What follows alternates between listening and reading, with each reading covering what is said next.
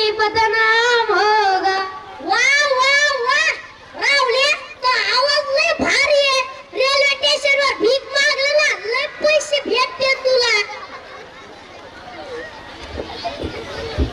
काय सर मजा करू राहिले गरीब माणसं.